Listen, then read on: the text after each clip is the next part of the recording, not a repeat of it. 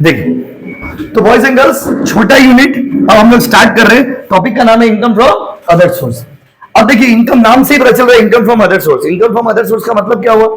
जो इनकम ना तो सैलरी में जाएगा, ना तो हाउस प्रॉपर्टी में जाएगा, ना तो कैपिटल गेन में जाएगा, ना तो पीजीबीपी में जाएगा, जो इनकम किसी भी हेड में नहीं जाएगा, वो कहां आएगा बताइए? Income from other source. बहुत इजी चैप्टर है, बहुत इजी चैप्टर। इसमें इनकम फ्रॉम अदर सोर्स का मतलब हो गया कचरा का डब्बा। क्या हो गया बताइए? आपका घर में जो भी सामान काम का होता है उसको घर में रखते हो, और जो सामान काम का नहीं रहता है उसको आप कहां फेंक देते हो? कचरा का डब्बा। तो income from other source simply means कचरा का डब्बा। कॉपी में लिख लीजिए, दे दिए। लिखिए पॉइंट नंबर 1, छोटा सा चैप्टर है। पॉइंट नंबर 1 लिखिए,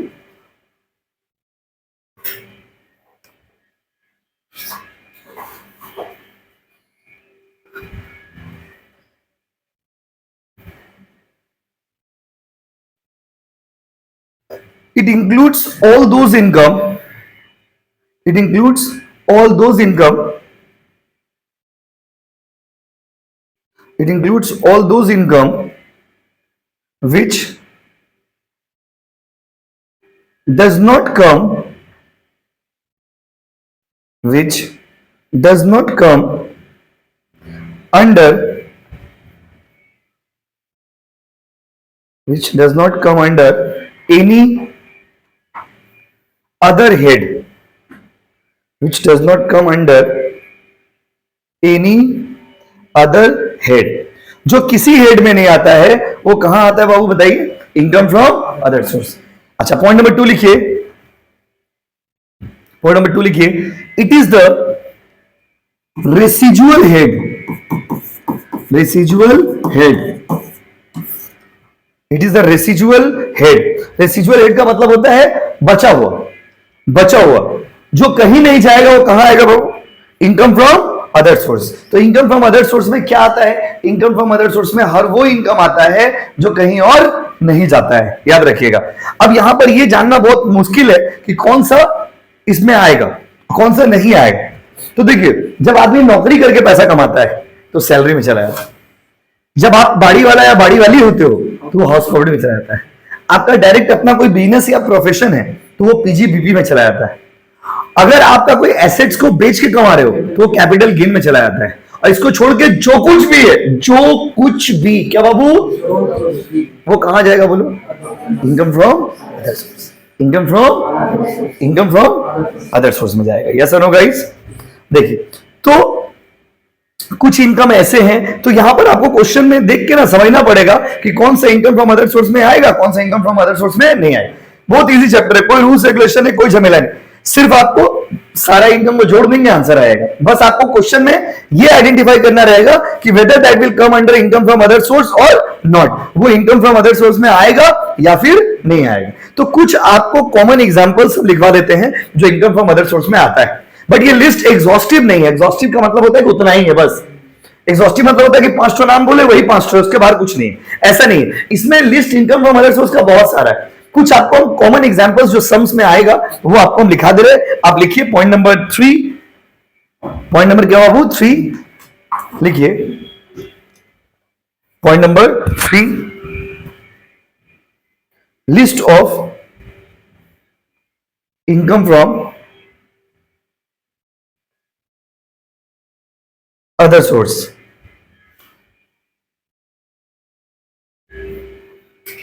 ठीक है, चलिए आइए पॉइंट नंबर 1 लिखिए। कुछ कॉमन एग्जांपल, इनकम फ्रॉम सब लेटिंग, इनकम फ्रॉम सब लेटिंग, इनकम फ्रॉम क्या बाबू? सब लेटिंग। अच्छा, इनकम फ्रॉम सब लेटिंग का मतलब क्या होता है? पहले लिख लीजिए फिर बताते हैं। इनकम फ्रॉम सब लेटिंग का मतलब होता है जब आप भाड़ा का घर भाड़ा लगाते हो, इसको बोलते, अरे रुकिए, इनकम फ्रॉम सब लेटिंग का मतलब होता है जब आप भाड़ा का घर भाड़ा लगाते हो, इसको बोलते हैं इनकम फ्रॉम सब लेटिंग। तो इनकम फ्रॉम सब लेटिंग का मतलब क्या होता है? भाड़ा का घर भाड़ा लगाना। इनकम फ्रॉम सब लेटिंग का मतलब क्या होता है वो बताइए? भाड़ा का घर भाड़ा लगाना। ठीक है, दूसरा लिखिए point number 2, agriculture income outside India, लिखिए agriculture income, agriculture income outside India. हो गया। इसका मतलब क्या हुआ बोलिए। अब आपको हम क्या पढ़ाए थे पहले क्लासेस में कि एग्रीकल्चर इनकम पे तो टैक्स नहीं लगता है, हम आज भी वही बात बोल रहे हैं, लेकिन एग्रीकल्चर इनकम इन इंडिया, अगर एग्रीकल्चर इनकम इंडिया में होगा तो टैक्स नहीं लगेगा। लेकिन मान लीजिए अगर हम एग्रीकल्चर इनकम फॉरेन कंट्री में कर रहे हैं और इंडियन है हम, तो टैक्स लगेगा। ये सब देखो, हम क्या बोले, जो वो चार कैटेगरी में नहीं आएगा वो इनकम फ्रॉम अदर सोर्स में आएगा। बट एग्जाम में आप कंफ्यूज हो जाओगे कि इस पे टैक्स लगेगा कि नहीं लगेगा, इसीलिए कुछ आपको कॉमन एग्जांपल जो सम्स में बार बार आएगा वो आपको हम लिखवा दे रहे और इसका मीनिंग भी बता दे रहे। जल्दी बताइए, इनकम फ्रॉम सबलेटिंग मतलब समझे क्या हुआ, भाड़ा का घर भाड़ा लगाना। तो जब आप भाड़ा का घर भाड़ा लगाते हो तो इसको क्या बोलते हैं, इनकम फ्रॉम सबलेटिंग। और सबलेटिंग पे टैक्स लगता है, इनकम फ्रॉम अदर सोर्स में आएगा। सबलेटिंग समझ रहे, हम भाड़ा दिए आपको, आप भाड़ा देते हो किसी और को, ठीक है। दूसरा है एग्रीकल्चर इनकम आउटसाइड इंडिया, मतलब एक ऐसा एग्रीकल्चर इनकम जो इंडिया में नहीं हो रहा, इंडिया का बाहर। तीसरा लिखिए, पहला दिन जो कहा था कि इंडिया के बाहर जो इनकम मतलब उस पे टैक्स नहीं लगता। नहीं एग्रीकल्चर इनकम बोले थे आपको, वो दूसरा चीज था। नहीं उसको ठीक से देखिए आप, वो दूसरा चीज होगा, ठीक से देखिए वो दूसरा चीज है। एग्रीकल्चर इनकम आउटसाइड इंडिया, उसका देखिए तीसरा लिखिए आउटसाइड ऑफ इंडिया क्या है, आउटसाइड ऑफ इंडिया। एक चौथा पॉइंट कर लें, हमने हिंदी में कहा था। नहीं वो दूसरा कुछ होगा, वो सेंटेंस देखोगे वो स्कॉलरशिप का बात था। उसका कितना पॉइंट हो गया वो बताइए, ए और बी। तीसरा लिखिए, तीसरा लिखिए family pension, family pension, family pension on death of employ, family pension on death of employ. अच्छा, फैमिली पेंशन जहां लिख रहे हो ना आप, वहीं पे एक बात और लिख लेंगे, फैमिली पेंशन में एक डिडक्शन है, वो डिडक्शन ऐसा है, वही 1/3 ऑफ पेंशन, तो जितना आपको पेंशन मिलेगा वो और 15,000 दोनों में से विच एवर इज हायर, मतलब पेंशन का जितना अमाउंट मिलेगा ना आपको उसका 1/3 और 15,000 दोनों में से जो हायर होगा वो आपको डिडक्शन मिलेगा। तो अभी जहां पे लिखे ना हम लोग फैमिली पेंशन, जहां पे लिखे वहीं पे बगल में लिख लीजिएगा डिडक्शन। सारा रूल एक साथ, दो छोटा टॉपिक है, ज्यादा टाइम नहीं लगे इसको पढ़ाने में। डिडक्शन कितना है, पेंशन का 1/3 और 15,000 दोनों में से जो हायर होगा।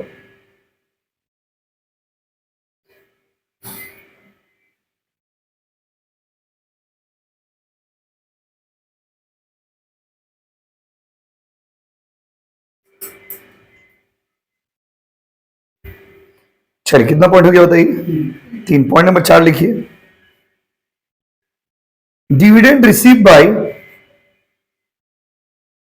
डिविडेंड रिसीव फ्रॉम लिखिए, बाय नहीं लिखिए, from, dividend receive from Indian company, from Indian company as well as foreign company, dividend receive from Indian company as well as foreign company. इसका मतलब क्या हुआ, इंडियन कंपनी से जो डिविडेंड मिल रहा है वो भी और फॉरेन कंपनी से जो डिविडेंड मिल रहा है वो भी। पहले क्या होता था ना, 2019-20 से पहले इंडियन कंपनी वाला डिविडेंड पे टैक्स नहीं लगता था। तो बहुत सारा पुराना बुक अगर आप खोलोगे तो उसमें आप देखोगे dividend exempted from income tax. तो पहले 19-20 से पहले का जो इनकम था, 19-20 से पहले dividend from Indian company tax free था, बात समझ रहे। लेकिन 19-20 के बाद डिविडेंड फ्रॉम इंडियन कंपनी पे भी टैक्स लगता है, डिविडेंड फ्रॉम फॉरेन कंपनी से भी टैक्स लगता है। इसीलिए कोई अगर आप लोगों में से पुराना बुक से सॉल्यूशन करोगे, प्रैक्टिस करोगे, तो आप देखोगे कि उसमें इंडियन कंपनी वाला टैक्स फ्री लिखा हुआ था। आप कंफ्यूज मत होना, वो गलत दिया हुआ है, क्योंकि नया लॉ के हिसाब से 19-20 के बाद से डिविडेंड फ्रॉम इंडियन कंपनी जो है वो भी टैक्सेबल है। तो इंडियन कंपनी से प्रॉफिट मिल रहा है वो भी और फॉरेन कंपनी से डिविडेंड मिल रहा है वो भी, दोनों के ऊपर टैक्स लगता है। क्लियर है गाइस, कितना पॉइंट हो गया बताइए, 4। ये सारे कॉमन पॉइंट है, बार बार समझ में आएंगे। पॉइंट नंबर 5 लिखिए, फीस रिसीव बाय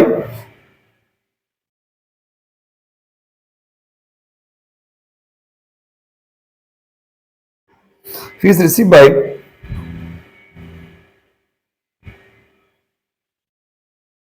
क्या लिखा वो फीस रिसीव बाय डायरेक्टर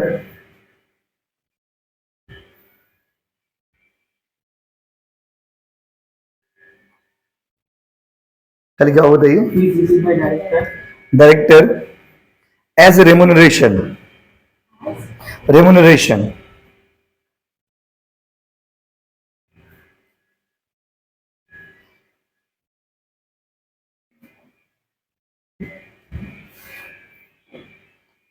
उसका बताइए कितना पॉइंट हो गया बताओ 5 पॉइंट हो गया अच्छा उसका लिखिए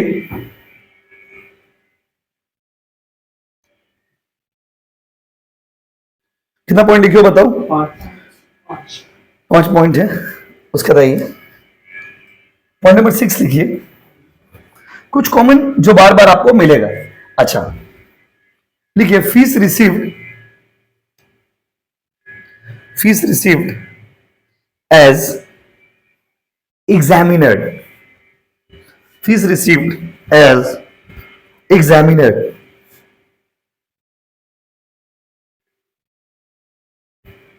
जो लोग पेपर चेक करते हैं ना उन लोग का जो पैसा होता है वो भी इनकम फ्रॉम अदर्स है जैसे कॉलेज में कोई प्रोफेसर पढ़ा रहा है तो प्रोफेसर पढ़ा रहा है वहां पे जो उसको पैसा मिल रहा है वो तो उसका सैलरी है लेकिन पेपर चेक करने का जो पैसा मिलता है वो उसके लिए कौन सा कैटेगरी में आएगा बताइए इनकम फ्रॉम अदर सोर्स अगला पॉइंट लिखिए income of vacant land income of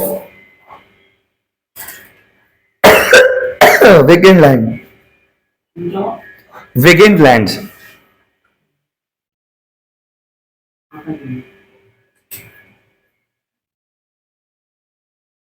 income of कौन सा लैंड बाबू बताइए इनकम ऑफ वेकेंट लैंड्स जो खाली जगह है वहां से जो इनकम होता है उसको हम लोग क्या बोलते हैं बाबू वेकेंट लैंड खाली जगह है वहां से कुछ कमाए हुआ आपका तो इनकम ऑफ कौन सा लैंड बाबू बताइए वेकेंट लैंड्स मतलब खाली पड़ा हुआ जगह उसको भाड़ा लगा दीजिए वहां से पैसा आ रहा वो कौन सा हेड में आएगा बताइए इनकम फ्रॉम अदर सोर्स खाली जगह से भी जो पैसा कमाइएगा ना वो भी आपके लिए इनकम है कौन सा इनकम है बताइए इनकम फ्रॉम अदर सोर्स कितना पॉइंट हो गया बताओ कुछ लिस्ट आपको दे बहुत सारा बहुत लंबा लिस्ट है बहुत लंबा लिस्ट है बट कुछ कॉमन एग्जांपल आपको अगला लिखिए विनिंग फ्रॉम लॉटरी ये यूनिवर्सिटी ऑफ कैनेडा का फेवरेट है लॉटरी विनिंग फ्रॉम क्या बाबू बोलो lottery winning from lottery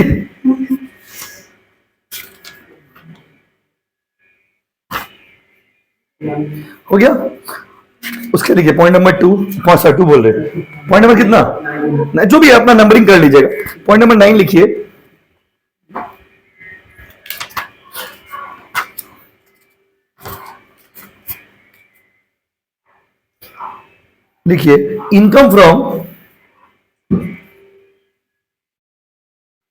income from private tuition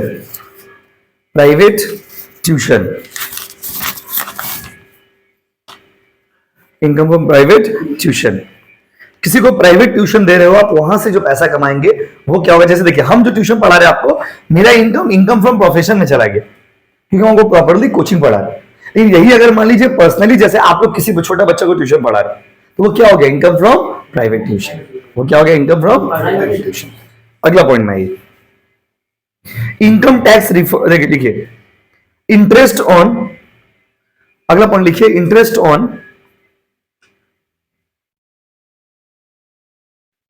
income tax refund interest on income tax refund हो गया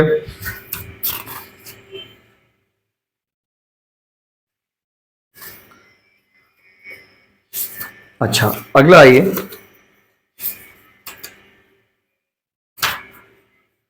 कितना पॉइंट हो गया बोलो 10 पॉइंट हो गया 11 पॉइंट लिखो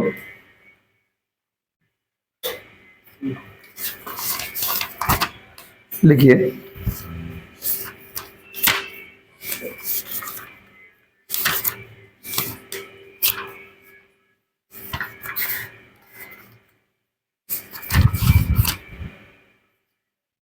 इनकम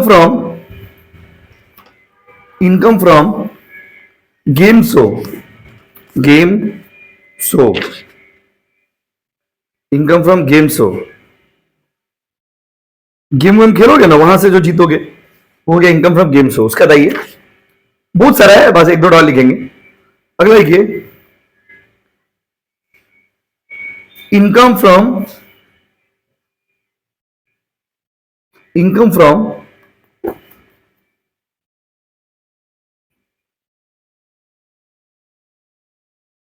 ये हॉर्स रेस है, हॉर्स रेस लिखे क्या, horse race. Income from owning and maintaining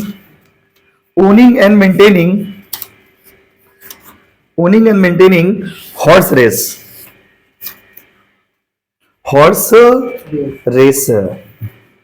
चलिए, तो ये कुछ ऐसे इनकम है जो इनकम फ्रॉम अदर सोर्स में आते हैं। अब डायरेक्ट इसमें सम्स बनाओगे तो आपको समझ आएगा कैसे बना। बहुत ही इजी चैप्टर है, कुछ नहीं करना है। नहीं बता देते कैसे करना है, ठीक है। अभी क्लास होने दीजिए फिर बता देंगे। चलो, तो बॉयज एंड गर्ल्स, यहां पर अब कोचिंग का बुक निकाल लीजिए। देखिए, आपको क्या करना है, आपको कुछ नहीं करना है, आपको बस सम्स बनाना है। क्या बनाना है बाबू, सम्स, कि कौन सा इनकम फ्रॉम अदर सोर्स में आएगा और कौन सा इनकम फ्रॉम अदर सोर्स में नहीं आएगा। तो इनकम फ्रॉम अदर सोर्स में क्या है, इनकम फ्रॉम अदर सोर्स में आपको बस एक सिंपल सा स्ट्रेट सा कैलकुलेशन करना है। क्या करना है बाबू, कैलकुलेशन, ठीक है। तो इनकम फ्रॉम अदर सोर्स में कोई ज्यादा खास रूल्स रेगुलेशन नहीं, छोटा मोटा रूल्स है जो सम्स बनाते बनाते आपको सिखा देंगे। डायरेक्ट निकालिए, चैप्टर निकालिए। चलिए,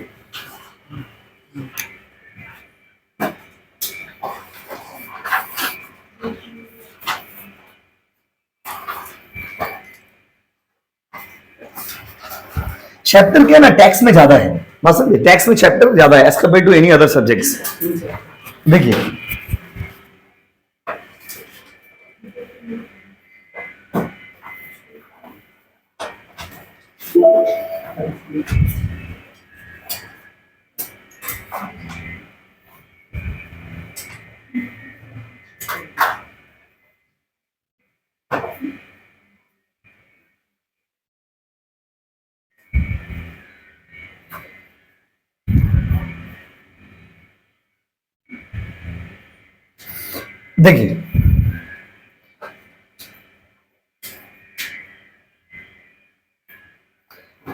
चलो क्वेश्चन दीजिए बाबू।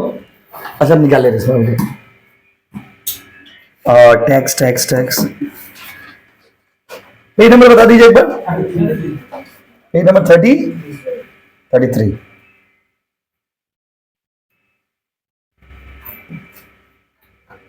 Income from other source.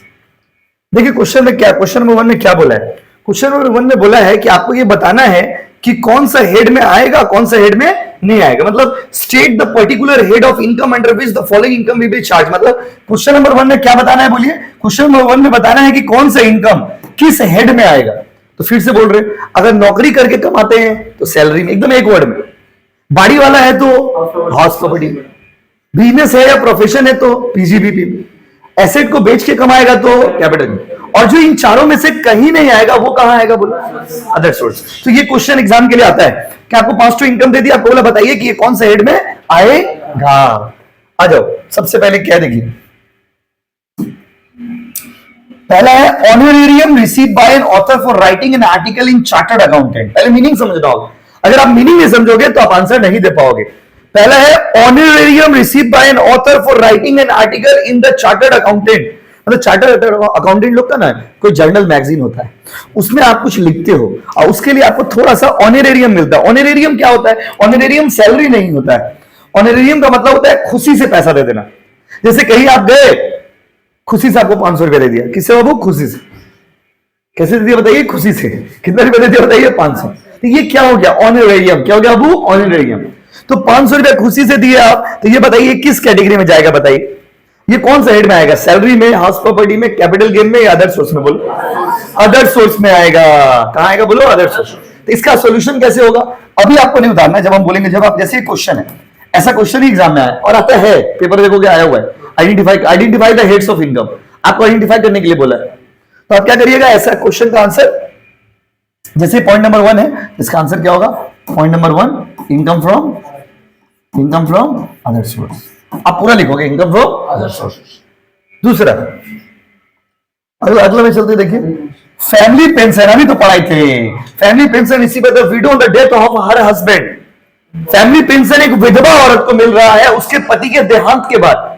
एक एक औरत के पति के मृत्यु के बाद उसको क्या मिल रहा है? Family pension. ये किस कैटेगरी में जाएगा? Income from other source. उसके बाद क्या है बताइए? Salary received, salary receive by partner from a partnership form for rendering technical service in the concern. Partner को पार्टनरशिप फर्म में सर्विस देने के लिए सैलरी मिल रहा है। ये किस कैटेगरी में जाएगा? कहा जाएगा बताइए? सैलरी रिसीव बाय पार्टनर, तो ये पार्टनर है ना, पार्टनर को सैलरी मिल रहा है, ये चला जाएगा business and profession, PGBP, profit and gains from business and profession.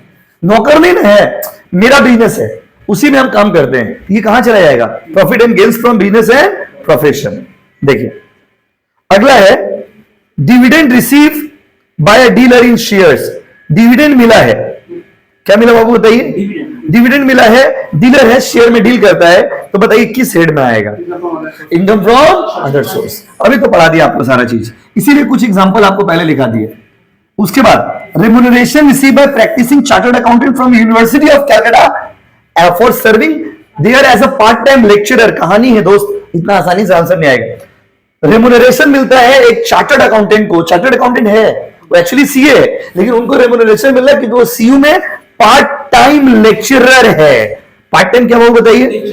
तो वो पार्ट टाइम लेक्चरर है, कहां पे बताइए? यूनिवर्सिटी ऑफ कैलकाटा में। ये कहां आएगा बताइए? इनकम फ्रॉम सैलरी में आएगा, वहां से भी तो सैलरी मिल रहा है उसको। उसका सीए है, वो प्रैक्टिसिंग चार्टर्ड अकाउंटेंट है, लेकिन वो सीयू में काम करता है और लेक्चरर के रूप में उसको पैसा मिलता है। लेक्चरर, लेक्चरर मतलब जो स्पीच देने आते हैं आप लोग कॉलेज में आते हैं ना टीचर लोग पढ़ाने के लिए, वो लोग। तो आप लोग क्या कॉलेज में सारे टीचर परमानेंट जॉब में नहीं आते, अभी मत सोचिए। कॉलेज में कुछ, हर कॉलेज में 500 10 टीचर ही ऐसा है जो लोग असिस्टेंट प्रोफेसर है या एसोसिएट प्रोफेसर है। उन लोग का क्या है कि मतलब फिक्स सैलरी है सरकार की तरफ से 50,000 11,500। बाकी कुछ जो बहुत सारे टीचर ऐसे हैं जो लोग पार्ट टाइम आते हैं, मतलब एक दिन क्लास का 500 रुपया, 1000 रुपया ऐसे उनको मिलता है। तो ये कहां चला जाएगा? Income from salary. Fees receive by director of company for attending board meeting, अभी तो पढ़ा है। बोर्ड मीटिंग करने के लिए डायरेक्टर को फीस मिला, कहां जाएगा? Income from other source. अभी अगला देखिए क्या है? Remuneration receive bye a professor for examining the answer script of MBA. MBA का पेपर चेक करते हैं कि कहां जाएगा? Income from other source. चलिए लिखिए, आंसर लिखना स्टार्ट करिए।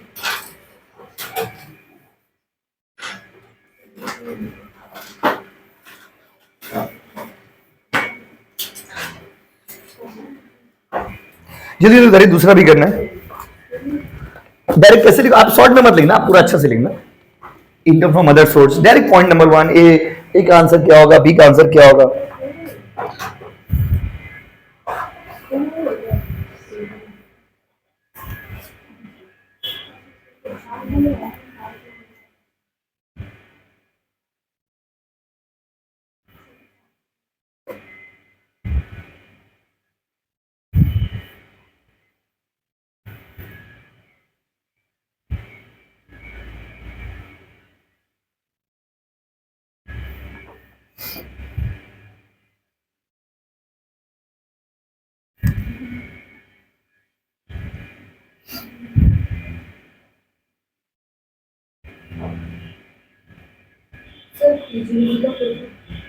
Profit and gains from business and profession.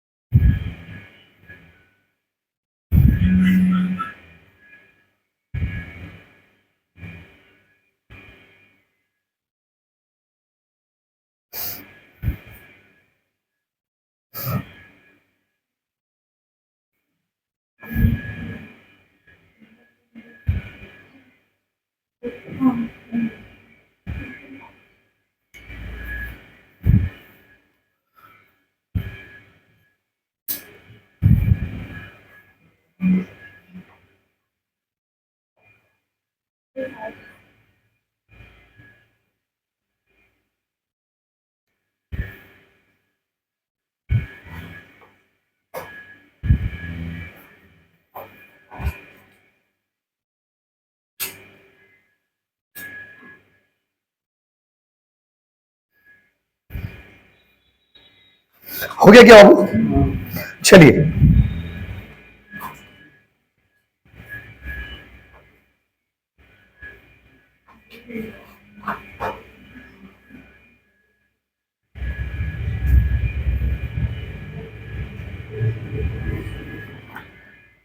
चलिए क्या?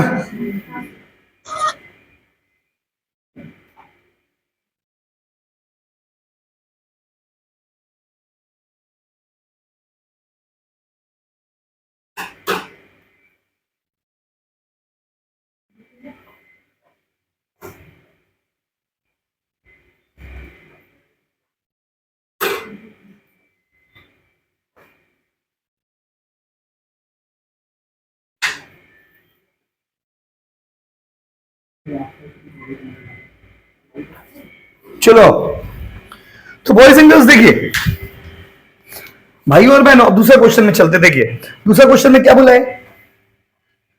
Are the following income taxable? If they are taxable, under which head they will be tax? Explain with the reasons. Same question है, क्या tax लगेगा और लगेगा तो किस हेड में लगेगा? सम्स बनाना नहीं है, आपने देख के सोचेगा सम्स बनाना है, सम्स नहीं बनाना है। ऐसे क्वेश्चंस आते हैं, आप पेपर खोलोगे देखोगे बहुत सारा क्वेश्चन आया हुआ है जहां पे आपको इनकम दे दी, आपको बताना है कि कौन सा हेड में कौन सा इनकम आएगा।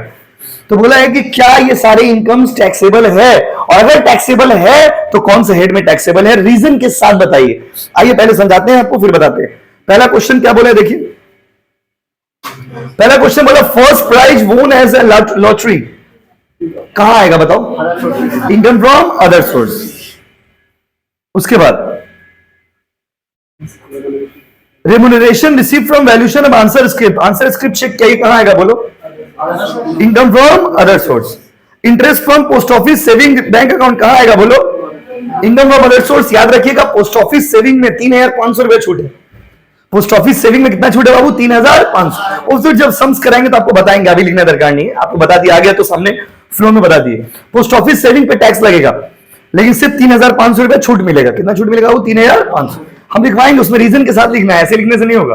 आप ऐसे लिख दो गलत हो जाएगा। बोला ना स्टेट विद द रीजन, तो सर ऊपर में रीजन नहीं देखो, ऊपर में कहीं बोला था, ऊपर बोला था सिर्फ बताना है कौन सा किस हेड में आएगा, नीचे बोला कौन सा किस हेड में आएगा, थोड़ा रीजन भी बताइए, थोड़ा सा रीजन बताइए।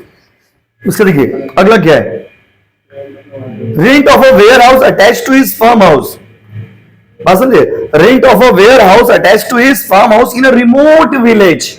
रिमोट विलेज मतलब दूर का गांव है, और दूर का गांव में एक तो घर है, उसका बगल में एक तो फार्म हाउस है, एक तरह का एग्रीकल्चर की तरह इसको ट्रीट किया जाता है। रिमोट विलेज जो होता है ना, वहां का फार्म हाउस से अगर कुछ इनकम होगा तो उस पर टैक्स नहीं लगता है, याद रखिएगा। उसके बाद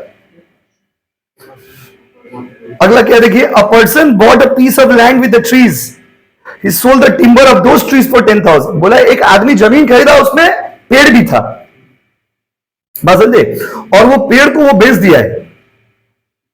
क्या किया बाबू? बेच दिया है। कितना रुपया में बाबू बताइए? 10,000। मतलब पेड़ का जो लकड़ी था उसको बेच दिया, कितना रुपया में बाबू? 10,000। किस साइड में आएगा? Income from other source. पेड़ अगर जमीन खरीदता, उस पर एग्रीकल्चर करता तो अलग बात है, वो तो जमीन खरीदा, जैसे हम कहीं पे जमीन खरीदे, जैसे मान लीजिए ये घर खरीदे, यहाँ पे तो पेड़ था, वो पेड़ को हम बेच दिए, तो पेड़ को बेच के जो पैसा आया वो मेरा किस हेड में आएगा? Income from other source. Clear है गाइस? चलिए लिखिए,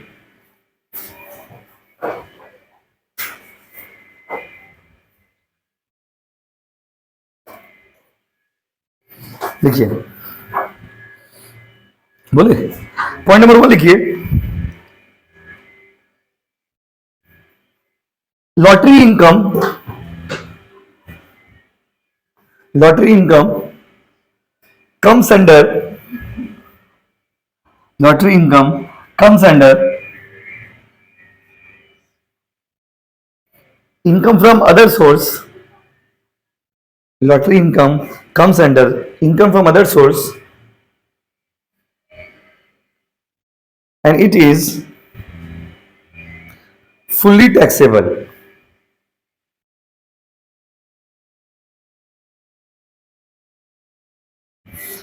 It is fully taxable. हो गया बाबू? उसके बाद आइए, कितना पॉइंट हो गया बोलो? दूसरा पॉइंट क्या है?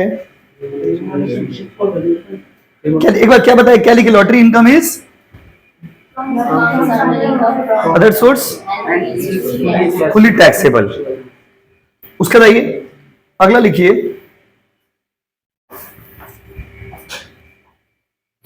Evaluation of answer script. Evaluation of answer script. Evaluation of answer script. Evaluation of क्या बाबू? Answer script. क्या लिखे बताओ? Evaluation of answer script is also taxable, is also taxable under income from other sources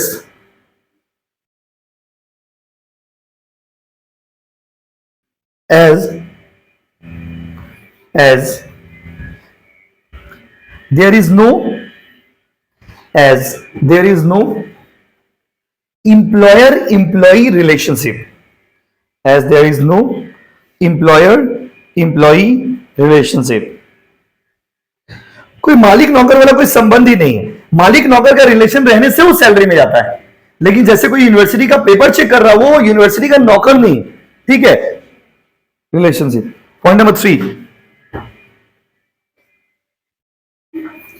post office के बारे में लिखिए. Interest from post office saving, interest from post office savings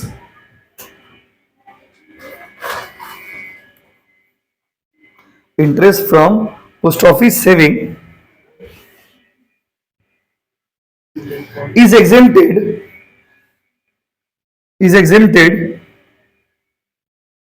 up to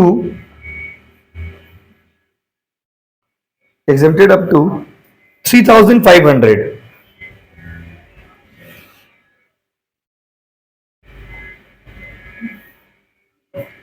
कितना point हो गया बताओ? नेक्स्ट फोर्थ वाला बोलिए. देखिए,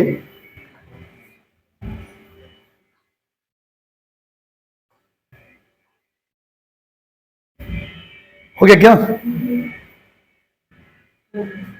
अगला पॉइंट में लिखिए, rent receive from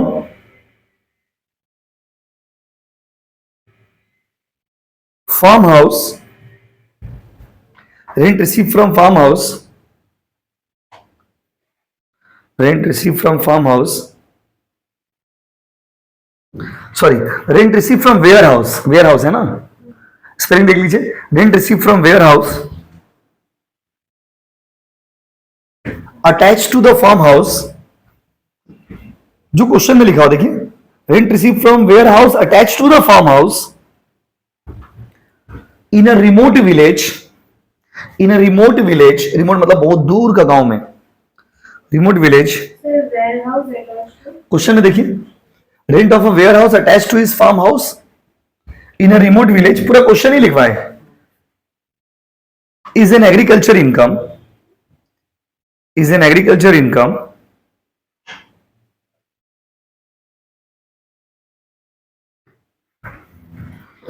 is an agriculture income thus THUS thus not taxable, इसीलिए इस पे टैक्स नहीं लगेगा. does not taxable.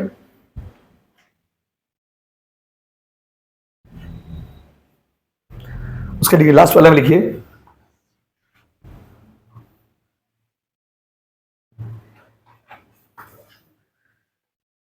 लिखिए हेयर, लास्ट केस में लिखिए hair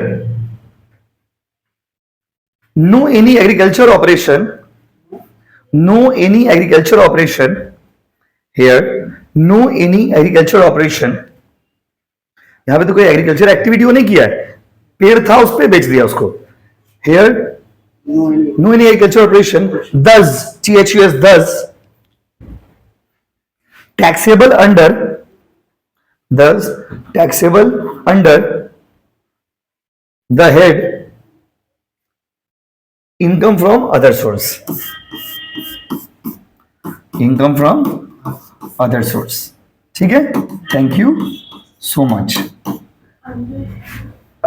income from other source, देखिए दोनों एक ही टाइप का क्वेश्चन है, दोनों में अंतर। एक में खाली आपको बताना है कि कौन से कैटेगरी में जाएगा, और एक में आपको यह बताना है कि कैटेगरी में जाएगा तो क्यों जाएगा। तो जो भी हो हम लोग किया, अब अगला दिन करेंगे। अच्छा, आपका होमवर्क है ये वाला, क्वेश्चन नंबर 3 ट्राई करके आइएगा। क्या करके आइएगा? ट्राई।